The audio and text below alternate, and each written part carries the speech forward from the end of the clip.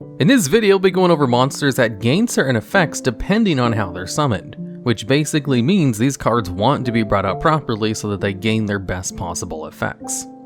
And at number 10, we have Infernoid Tierra. This is a fusion monster for the Infernoid archetype, which has 4 different potential effects that it can use immediately upon summoning. And the conditions for using its effects are based on the number of different named Infernoid monsters used for its fusion summon. If 3 or more Infernoids are used, which is the minimum amount for this card since it requires at least 2 named Infernoid monsters, plus 1 or more other Infernoids for its summon, each player has to send 3 cards from their extra deck to the graveyard. And this is one of the best effects of this card, because with this, Infernoid players can send cards like Elder Entity Natis to the graveyard in order to destroy up to 3 of their opponent's cards. If 5 or more different Infernoid monsters are used, each player sends the top 3 cards of their deck to the graveyard, which isn't as good but is still helpful for Infernoid decks, since they're all about sending their monsters to the graveyard from the deck. 8 or more, each player gets to return up to 3 of their banished cards to the graveyard, and finally, if 10 or more are used, each player sends their entire hand to the graveyard. These last 2 effects aren't used as often because the best way that Infernoid decks bring this card out is through their continuous spell card Void Imagination, which allows them to fusion summon an Infernoid fusion monster using up to 6 monsters in their deck as materials, if your opponent controls a monster that was special summoned from the extra deck. And since most decks will end their board with monsters special summoned from the extra deck, it's pretty easy to activate this effect in order to mill 6 Infernoid monsters from your deck to the graveyard, which is really good advantage for Infernoid decks. And then you get to destroy 3 cards once the fusion monster comes out, and you send 3 Elder Entity Natises from your extra deck to the graveyard. It does also have the potential to completely get rid of your opponent's hand, although getting 10 materials for it is kinda tough, so it's more of a stretch goal than anything. And at number 9, we have Saryuja, Skulldread. This is a pretty generic Link 4 monster, which simply requires 2+ materials for its summon, as long as the monsters have different names. And then it gains a number of effects based on the different names for its summon, kind of similar to Infernoid Tierra. If you go with its minimum amount of 2+, it gains the effect where, if a monster is summoned to a zone this card points to, that monster permanently gains 300 attack and defense. If you use 3 or more monsters, it gains a soft once per turn, where you can special summon 1 monster from your hand. And if you use the full 4 different monsters for this card summon, you gain the effect that when this card is link summoned, you get to draw 4 cards and then place 3 cards from your hand on the bottom of your deck in any order. Now, all 3 of these effects are good, but the last 2 are definitely why this card sees play. It also has excellent link arrows, so it's a great card that starts plays in order to get link monsters in the field in order to start setting stuff up. And the ability to special summon 1 monster from your hand easily allows you to extend your combo plays even further, which is definitely helped along by the fact that it's only a soft once per turn. So if you bring out another copy of Skulldread, you can use the effect again, assuming you meet the conditions for the effect and bring it out with at least 3 different named monsters. And then the last one, where you get to draw 4 cards and then set up your hand with whatever you want, is really good. It's good in pretty much every deck. It basically allows you to choose a new hand, and technically allows you to go +1 in the process. Although requiring 4 monsters for its summon kind of offsets that cost of the +1 hand effect, and the ability to set up the bottom of your deck was actually used in a danger/draw FTK, as they would basically dig through their entire deck with the danger engine, and then use Skulldread in order to set up the bottom of their deck with another copy of /draw. Then they would wait until their deck was at the number where they knew they could reliably activate the effect of /draw, which has the effect to discard 1 card from your hand in order to send a number of cards from the top of your deck to the graveyard equal to the number of cards your opponent controls. Afterwards, you then draw 1 card and show it to your opponent. If the card you show to your opponent is another copy of /draw, you get to send it to the graveyard and destroy as many cards in the field as possible. Then, this is the big one, inflict 2,000 points of damage to your opponent for each card destroyed by this effect. So if you destroyed simply 4 cards, that's 8,000 points of damage, which is enough to win as soon as you use the effect. It was supposed to be offset by the fact that it's basically a gimmick and almost impossible to pull off reliably. But Skulldread allowed them to pull it off reliably, as long as they were really good at math and keeping track of the cards in their deck. So instead of banning Skulldread, who was the sole contributor to this combo, they just limited /draw to 1, and that also kind of fixed it, since at 1 copy you literally can't activate its FTK effect. And Skulldread continues to see competitive success to this day, because all of its effects are soft once per turns, and 2 of its effects are really good with those loose restrictions, and it's pretty easy summoning conditions. Although it doesn't see quite as much play as the top 8 spots on this list, which is why it's only at the number 9. And at number 8, we have Predaplant Triphyoverutum. This card gains a Solemn Warning effect if it's special summoned by a fusion summon, where if your opponent special summons a monster from their extra deck, you can negate the summon and then destroy that monster, which is a super good effect, especially since this card is mainly played as a super polymerization target. You see, this card requires any 3 dark monsters in the field as materials, so with super polymerization allowing you to use your opponent's monsters as fusion materials, and with the dark attribute being the most used attribute in the game, it's actually a way for you to remove 3 of your opponent's monsters from the field without targeting, destroying, or allowing your opponent to respond, since super polymerization is spell speed 4. And out of that excellent exchange, you get a pretty nice monster with a once per turn Solemn Warning effect. It also has a couple of other effects if a predator counter is on the field.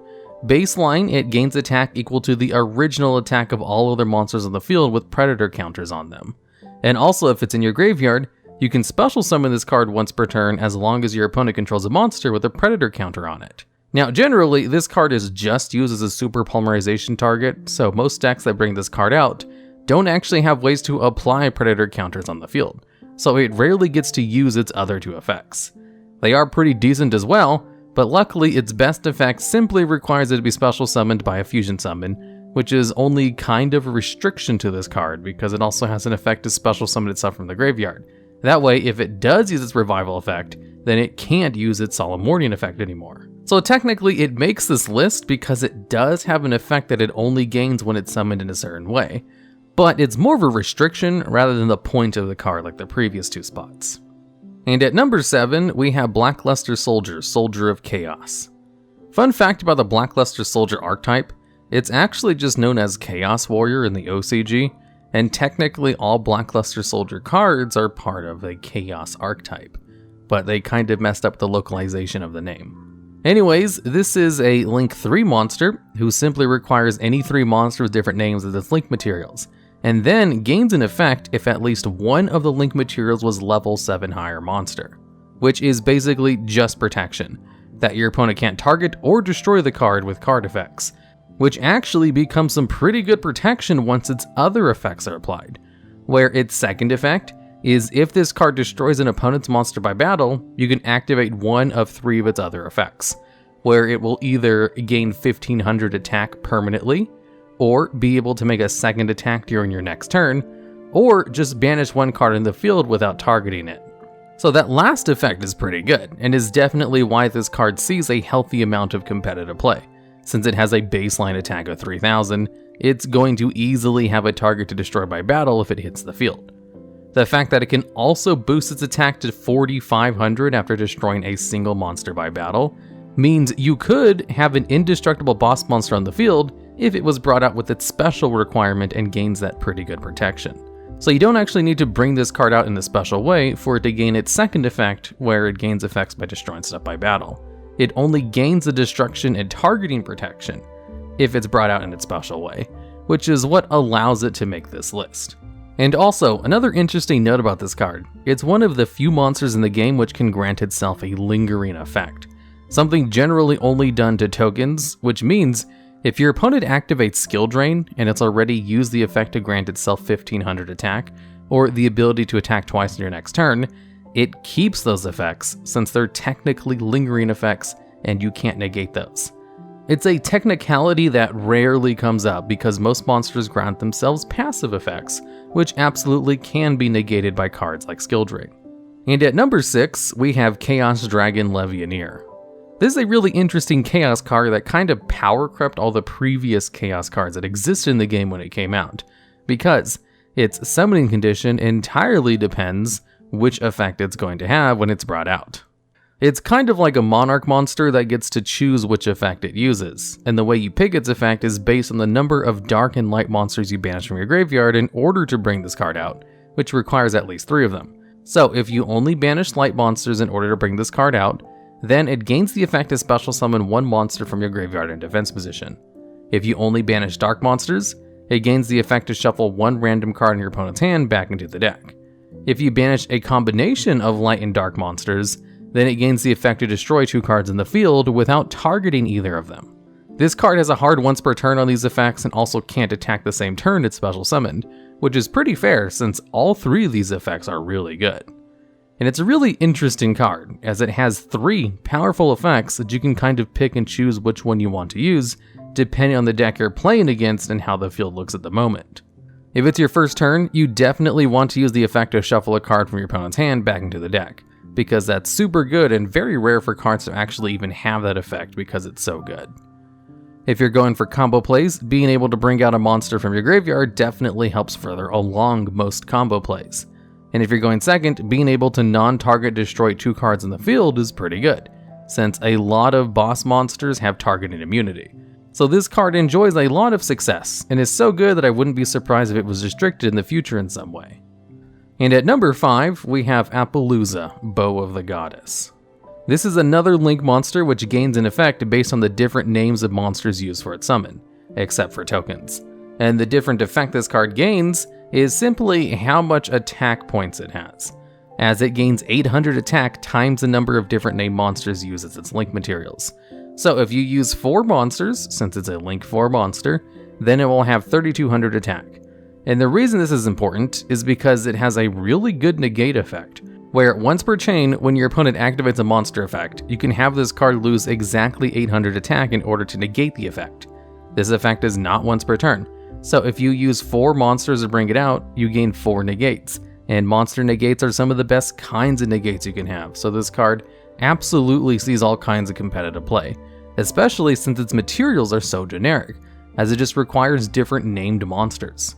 Now, there is a little bit of a downside to this card, where it does lose attack pretty quickly once it starts negating effects. So once it's negated 2 effects, its attack goes down to 1600, which is pretty easy for most cards to beat over in battle. And then once it's destroyed, you don't have to worry about the other negates that it possibly had. And since its attack is entirely dependent on the number of monsters used for its summon, you can just reset its attack to 0 with any kind of negate, like Infinite Impermanence or Effect Veiler. Although just because the card has some counters doesn't really take away from the fact that the card is an easy source of negates for pretty much any deck, which is why it takes such a high spot on this list, only beaten out by 4 slightly more broken cards, which will probably ban in the future or are currently already banned. And at number 4, we have True King Lithosagym the Disaster. This card has the effect to special summon itself from your hand by destroying a combination of 2 monsters in your hand or face up on your field, including at least 1 Earth monster. But if you destroy 2 Earth monsters with its summoning condition, then it will gain the effect where you can look at your opponent's extra deck and banish up to 3 monsters from it with different names. And it's that effect that qualifies it for this list. And the effect is also why the card enjoys to stay on the ban list for a while, because the ability to selectively banish 3 cards from your extra deck can quite possibly win you the game on its own. A lot of decks only play 1 copy of their main combo pieces in the extra deck, or just 1 copy of crucial combo pieces that are needed in order to go through whatever strategy they have. So if you're able to just banish all of those, then your opponent can't really play the game. There's also some decks where their main combo piece is simply limited on the ban list, so they can only play 1 copy, where this card shines even better by basically winning the game as soon as it's summoned. And not only that, it also combos incredibly well with dinosaur decks, because most of those cards are Earth, and gain effects when they're destroyed by card effects, like Baby Sarosaurus. It also has a floating effect to special summon a worm-type monster from your graveyard, but that one is not really used as much. This card was definitely just banned in the past for that effect that it could gain depending on how it's summoned. It's currently at 1 copy per deck though, and is enjoying a healthy amount of competitive success. And at number 3, we have Red Eye's Dark Dragoon. This card has a plethora of really good effects, and is kind of really easy to bring out with a single Red Eye's fusion that allows you to use materials from your deck as its fusion materials. While on the field, it can't be targeted or destroyed by card effects. It has a once per turn Omni Negate that simply requires you to discard 1 card in order to use it, and then destroys the card it negates and also permanently grants the card a 1000 attack boost. In addition to all of this, it can gain an effect depending on the number of normal monsters used for its fusion summon, where you can destroy 1 monster your opponent controls and then inflict damage to your opponent equal to that monster's original attack. And you can use this effect a number of times per turn, up to the number of normal monsters used as its fusion materials. And since it has the option to use 2 normal monsters for its summon, you have the potential to use the effect 2 times, which is normally the amount it gains when it's brought out with Red Eyes Fusion, since the card requires Red Eyes Black Dragon as one of the materials. Now, all 3 of its effects are good. The fact that they're all tied to one monster that's easy to bring out is kinda broken, especially since it can be brought out with basically any 2 effect monsters thanks to the effect of the Link monster Predaplant Triphyoverutum. Red Eyes Dark Dragoon is currently banned in the OCG for being overpowered, and is currently not banned in the TCG yet, mainly because it just came out and hasn't really appeared in an official tournament yet. So expect this card to be banned sometime in the future, and it technically has an effect that is dependent on how this card is summoned, which is why it makes this list. And at number 2, we have number 86, Heroic Champion Rhongomyniad. This is a rank 4 Xyz monster whose effects are entirely dependent on the amount of materials this card has when it's summoned, and then of course will lose effects depending on how many materials are removed from it. So it technically gains effects based on how it's summoned, but you can also just give it other Xyz materials later on. So it kinda counts, but also kind of breaks the rules of the list a little bit. Anyways, this card can be brought out with any 2 or more level 4 warrior type monsters with a maximum of 5. And if it has all 5 of them, it gains the following 5 effects in increasing order depending on the amount of materials, where it cannot be destroyed by battle, gains 1500 attack and defense, becomes immune to other card effects, locks your opponent out of normal or special summoning monsters, and then its final one is a once per turn you can just destroy all cards your opponent controls. Now, the broken effect on this is the 4+1, where if it has 4 more materials, your opponent can't summon monsters. Being immune to card effects and having 3000 attack is fine and everything, that's pretty strong. So is being able to blow up all of your opponent's cards once per turn. But that lockdown on your opponent's normal and special summons is super powerful when added on top of an immune monster with high stats. Normally, if your opponent has a monster that's immune to card effects, like Ultimate Falcon, you can get rid of it with a card that tributes it for its summon, like a Kaiju or Winged Dragon of Raw Sphere mode. Outside of that, the only real way to get rid of an immune monster is to destroy it by battle. Rhongomyniad cannot be destroyed by battle, and also prevents the counterplay of Kaijus and Sphere modes, so is truly one of the hardest monsters to get rid of when it has all 5 materials, especially since it can once per turn blow up your opponent's field. There wasn't really counterplay to the card, which is why it got banned as soon as the method came into existence that allowed you to turbo it out pretty easily, namely using number 75 Bamboozling Gossip Shadow to attach all of its materials to the card if it was just brought out with 2 materials. It would instantly gain 5 materials thanks to Gossip Shadow, and start being an unbeatable boss monster who also had an oppressive floodgate. Before Bamboozling Gossip Shadow was added to the game, it only really enjoyed niche success because it was kinda hard to bring out, requiring 5 specific types of monsters on the field. Although I'm sure if the card was unbanned, and then they also banned Bamboozling Gossip Shadow, someone would figure out a way to turbo it out anyway, and it would still be super strong and get banned again pretty soon. And at number 1, we have Masterpiece, the true Dracoslaying king. This is probably one of the strongest boss monsters ever added to the game, which is saying something considering how much of a boss Rhongomyniad is. When it comes to full potential, I'd say Rhongomyniad probably beats out Masterpiece, but when it comes to versatility and ease of access, Masterpiece definitely wins the department of being incredibly strong while also not being that hard to bring out.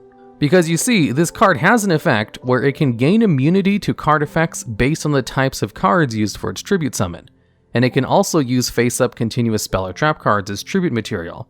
So basically, you get to choose which 2 card types you want this card to be immune to when you bring it out, which was the same as basically be immune to card effects in general.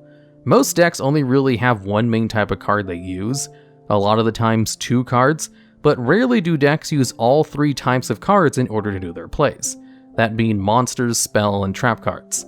So if you just choose spells and monster effects, you'd be immune to most meta decks in the game. On top of that, it has Spell Speed 2 Destruction, where during your opponent's turn you can banish a continuous spell or trap card from your graveyard in order to destroy any other card on the field. Spell Speed 2 Destruction is really good. There's a reason they kinda stopped putting it on new boss monsters after they banned Masterpiece, without some heavy restrictions to it, because Masterpiece was so good with this effect that even if your opponent was able to bring out a card that could possibly get rid of it, he could just destroy the combo pieces before the new card even came out, or before it had a chance to declare an attack, as the only way to really destroy Masterpiece was to destroy it by battle, which it also had protection from thanks to its field spell card, which could protect it from battle once per turn, assuming it wasn't immune to spell effects. The card was also very easily searched out in the deck that used it. It was very easy to recycle if they did manage to destroy it, and it was very easy to bring this card out because a lot of the spell and traps of the archetype allowed you to gain additional tribute summons by using those spell or traps as tribute material. And to really sell the power level of this card, after it was banned, the deck it belonged to still saw competitive play for a long time because it was really good even without Masterpiece. So with Masterpiece inside of an already good deck, it was incredibly oppressive and one of the strongest boss monsters in the game's history. But I should say, Rhongomyniad and Red Eye's Dark Dragoon definitely give it a run for its money. That I can't confidently say it was the strongest boss monster in the game's history. I did put it at number 1 on my list of the best boss monsters, but I also had Rhongomyniad at number 2, and Red Eye's Dark Dragoon hadn't come out yet, so I only placed it at number 10 as kind of an honorable mention, because I knew it would be broken when it did finally come out. So it's actually pretty funny that 3 of the best boss monsters are all on this list, and all have effects that are dependent on how they're summoned. Maybe there's some correlation to summoning methods and good boss monsters. And after the number 1 spot, I'd like to introduce a new little segment to these videos. Basically, there's a lot of cards that come up my top 10 list because they're so good and just happen to fit a wide range of conditions for my top 10 videos, that I've decided to just exclude them from the list so I don't have to talk about them in every single video. One of them is the Tyrant Neptune, which also has an effect that's dependent on how the card is summoned, and would definitely make this list as well. The Tyrant Neptune takes a number 1 spot in a lot of my other videos, and I don't exactly like talking about the same cards over and over, so it'll just be a new spot of honorable mentions after the number 1. This will hopefully make future videos a little bit more fun to watch, as I don't have to explain to you what Nibiru the Primal Being does for the 100th time, for example. Alright, and that's the video. Are there any other monsters who gain effects based on how they're summoned that I might have missed, which definitely should make the video? Are there any other cards I should ban from future videos and just add them to honorable mentions? If so, I'd love to hear about them down in the comments, as well as ideas for future videos just like this one. And also, did you know 61% of people who watch these videos are not actually subscribed to the channel?